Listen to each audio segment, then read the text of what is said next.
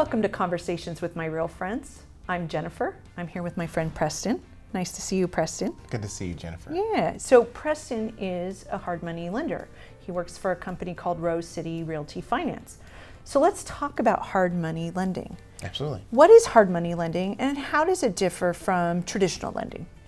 Well, most people consider traditional lending the path where you basically give up your child's first pint of blood. We're talking about paycheck stubs, tax returns, bank statements, Yes.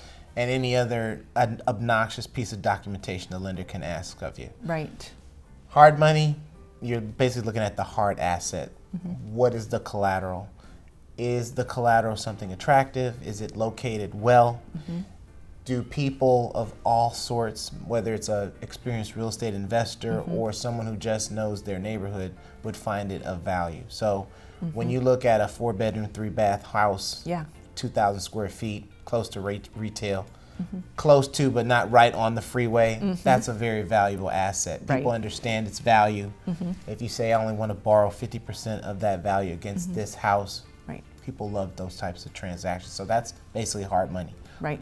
Solid funds put on hard assets. Right. And normally tied to real estate itself. Minimal risk from a financial standpoint because of the equity position. Correct.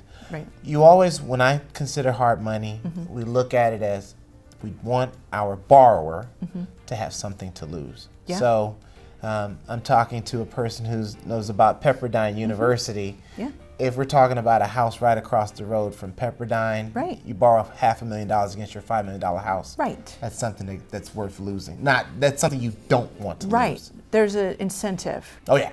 Correct. Oh yeah. And that's the hard money balance, right? Is incentive for the consumer, but a need that a traditional financing is not going to fill for some reason.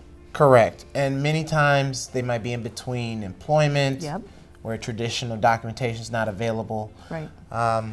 They may be in a family situation that's driving the transaction for which traditional finance may be available, or there may have been a loss of life that drives those hard money necessities. Right. So it's really interesting the different things that make hard money an option over traditional financing.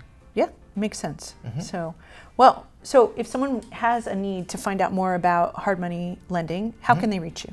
They can reach out to me at www.rosecityrealtyincorporated.com. Well, thank you for joining me. Absolutely. It's a pleasure. And thank you for joining us for this episode of Conversations with My Real Friends.